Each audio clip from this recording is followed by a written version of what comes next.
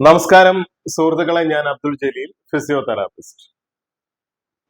കൈയും കാലും തളർന്ന ഒരാൾ, അത് അപകടം മൂലമോ അല്ലെങ്കിൽ മറ്റ് പാരാലിസിസ് വഴിയോ തളർന്ന ഒരാൾക്ക് വീണ്ടും കമ്പ്യൂട്ടറിന്റെ സഹായത്താൽ നടക്കുവാനോ കൈയും കാലും ചലിപ്പിക്കുവാനോ സാധിക്കുമോ? തീർച്ചയായും സാധിക്കും എന്ന് തന്നെ പറയേണ്ടി വരും. ഇതൊരു സയൻസ് ഫിക്ഷൻ ഒന്നുമല്ല.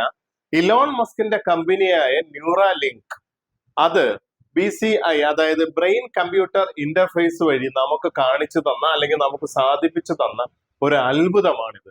ഇത് എങ്ങനെയാണ് പ്രവർത്തിക്കുന്നതെന്നും ഭാവിയിൽ ഇത് എങ്ങനെ പോകുന്നതെന്നും നമുക്ക് നോക്കാം. ഇവിടെ തളർന്ന ഒരാള് അദ്ദേഹത്തിന്റെ കൈ ചലിക്കുന്നു അല്ലെങ്കിൽ ചലിപ്പിക്കുന്നു എന്ന് ചിന്തിക്കുമ്പോൾ ആ ചിന്തകളെ എടുത്ത് കമ്പ്യൂട്ടറിലോട്ട് മാറ്റിയിട്ട് അവിടെ നിന്ന് കമാൻഡ് കൊടുക്കുന്നു, അല്ലെങ്കിൽ ഒരു എക്സ്റ്റേണൽ ഡിവൈസിലേക്കോ അല്ലെങ്കിൽ മറ്റൊരു ഡിവൈസിലേക്കോ റോബോട്ടിലേക്കോ കൊടുക്കുന്നു. അങ്ങനെയാണ് ഇത് സാധ്യമാകുന്നത്. അപ്പൊ ഇത് നമുക്ക് മനസ്സിലാകണമെങ്കിൽ ഒരു സാധാരണ നോർമൽ ആയിട്ടുള്ള ഒരു വ്യക്തിയുടെ കൈ മടക്കുന്നതിനെ പറ്റി നമുക്ക് ചിന്തിക്കാം.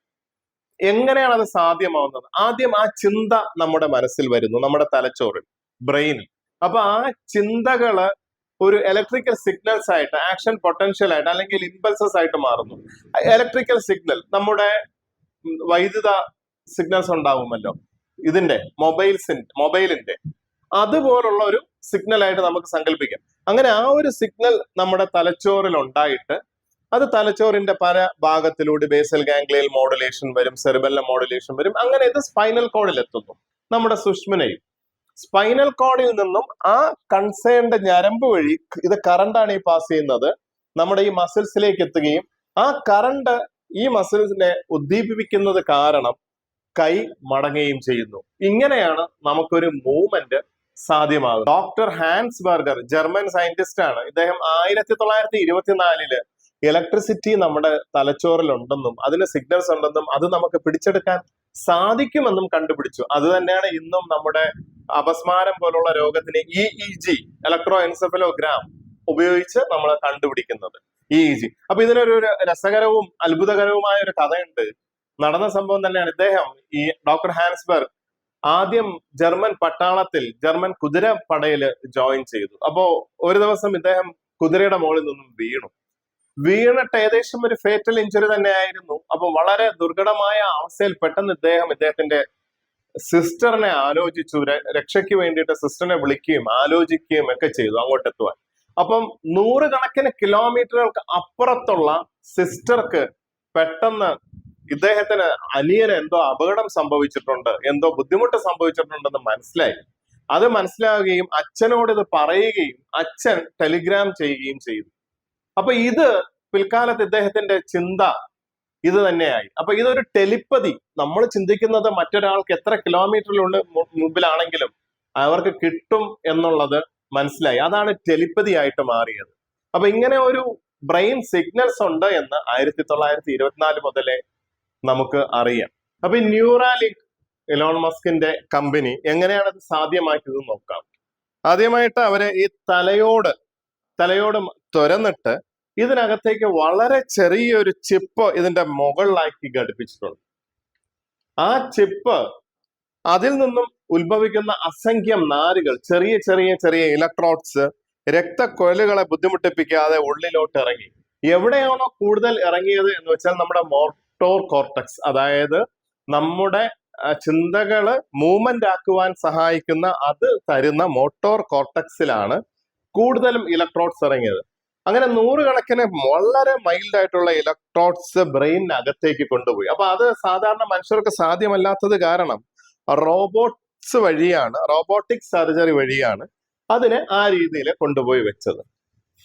അതിനുശേഷം വെളിയിലൊരു കമ്പ്യൂട്ടർ, ഇത് വയർലെസ് ആണ്, യാതൊരു വയറും ഈ ചിപ്പും വെളിയിലെ കമ്പ്യൂട്ടറും തമ്മിലില്ല.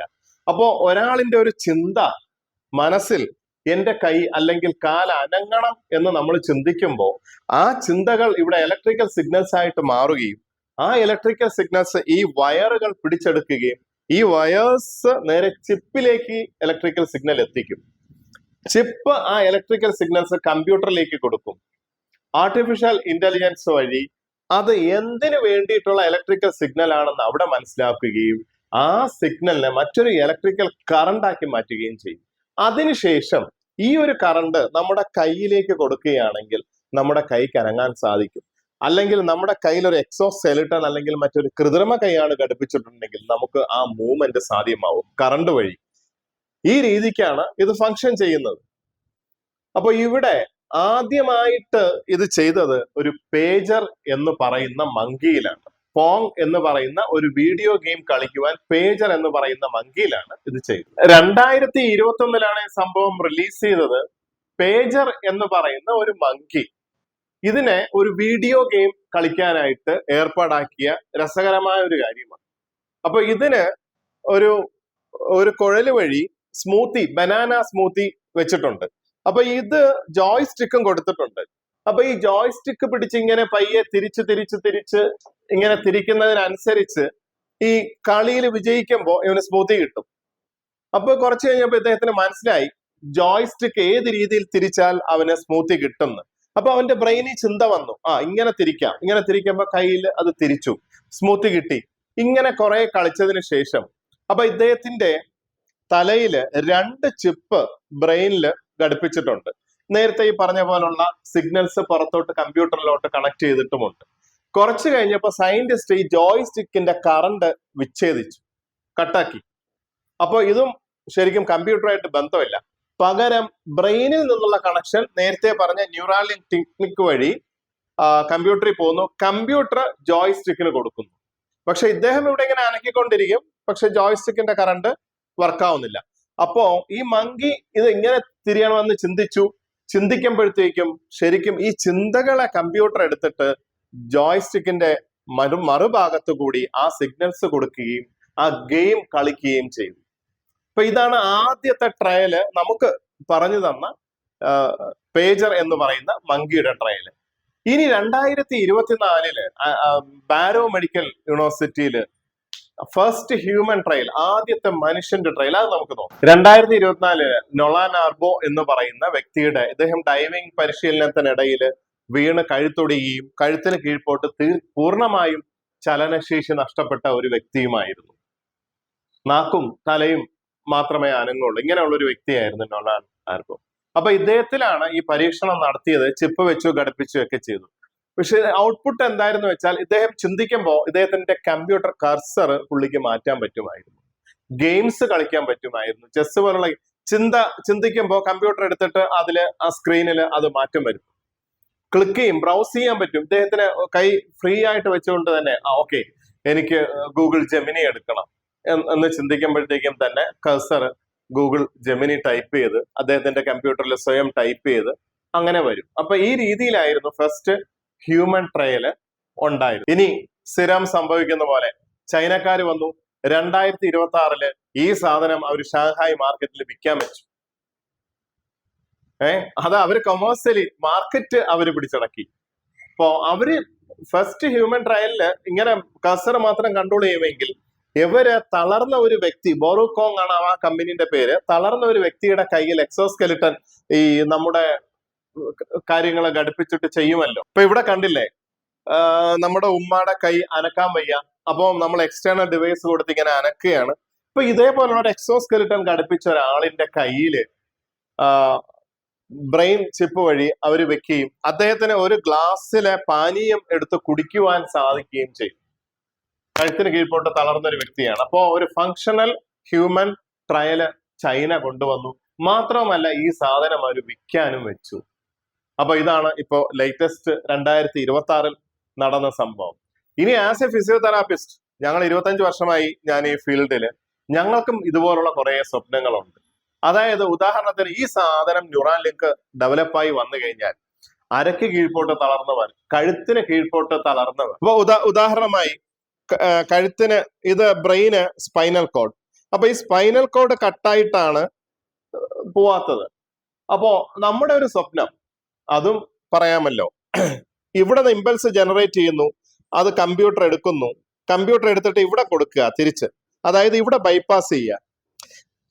അങ്ങനെ ഉണ്ടെങ്കിൽ പിന്നെ കൈയും കാലും അനങ്ങുവാനും നടക്കുവാനും സാധിക്കും. ഇത്രയും ഭാഗം വേണ്ട എന്ന് തന്നെ വെക്കാം, അല്ലെങ്കിൽ അത്രയും ഭാഗത്തിന്റെ ഫംഗ്ഷൻ ഉണ്ടാവും. അപ്പൊ ഭാവിയിൽ ഇത് വരാം. ഇനി അതുപോലെ തന്നെ ഭാവിയിൽ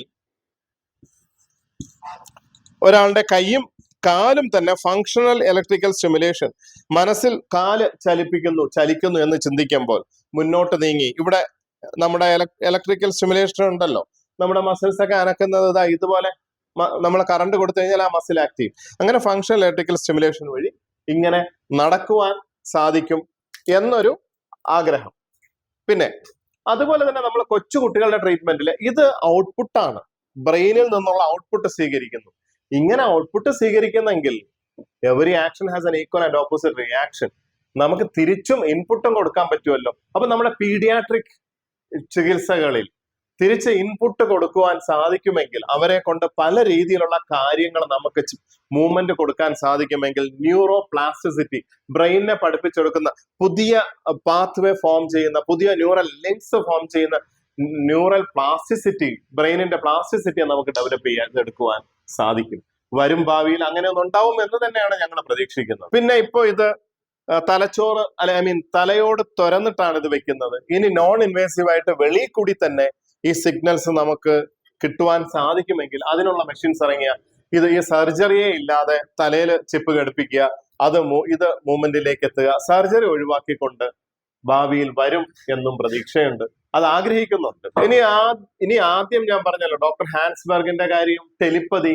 ഇപ്പോ ഞങ്ങൾക്ക് ഒരാളെ കൊണ്ട് എക്സസൈസ് ചെയ്യിപ്പിക്കണമെങ്കിൽ ഒരു ടെലിപ്പതി ഫോം ചെയ്ത് കഴിഞ്ഞാൽ നമുക്ക് അദ്ദേഹത്തിനോട് കൈ അനക്കുക, കാലനക്കുക, നടക്കുക എന്ന് പറയുന്ന മൂവ്മെന്റ് നമുക്ക് കൊടുക്കാൻ സാധിക്കും. നമ്മൾ പറയുന്നത് അവർക്ക് മനസ്സിലാവും. ഇതിന്റെ ദോഷങ്ങൾ ധാരാളമുണ്ട്. കാര്യം മറ്റൊരാളിന്റെ മനസ്സിലേക്ക് നമുക്ക് കമാൻഡ്സ് കൊടുക്കാൻ സാധിക്കുമെങ്കിൽ, അല്ലെങ്കിൽ ആ മനസ്സ് വായിക്കാൻ സാധിക്കുമെങ്കിൽ എന്തൊക്കെ കുഴപ്പങ്ങൾ ഉണ്ടാവുമെന്ന് നമുക്ക് ഊഹിക്കാവുന്നേ ഉള്ളൂ. അതുപോലെ തന്നെ ബ്രെയിൻ കൺട്രോൾഡ് ഡിവൈസസ് ഉണ്ടാക്കാൻ പറ്റും. നമുക്ക് ആലോചിച്ചാൽ ശരി, കൈ അനങ്ങണം, കൈ അനക്കി, കാലനക്കി, അങ്ങനെയുള്ള പലതും തെറാപ്പിയിൽ, എസ്പെഷ്യലി ഫിസിക്കൽ മെഡിസിനിൽ നമുക്ക് ഭാവിയിൽ വരും എന്ന് തന്നെയാണ് നമ്മൾ പ്രതീക്ഷിക്കുന്നത്, നമ്മൾ ആഗ്രഹിക്കുന്നത്. പിന്നെ ഇതിന്റെ അപകടങ്ങളും ഇതിന്റെ കുഴപ്പങ്ങളും ഇതിന്റെ പ്രൈവസിയുടെ ഇഷ്യൂസും സെക്യൂരിറ്റി ഇഷ്യൂസും ഒന്നും ഞാൻ പറയുന്നില്ല. ഇതൊക്കെ നമുക്ക് ആലോചിച്ചാൽ മനസ്സിലാവും. എന്തിനും ഗുണങ്ങളുണ്ട്, അതുപോലെ തന്നെ ദോഷങ്ങളുണ്ട്. അപ്പോ ഈ വീഡിയോ ഇവിടെ പൂർണ്ണമാകുന്നു.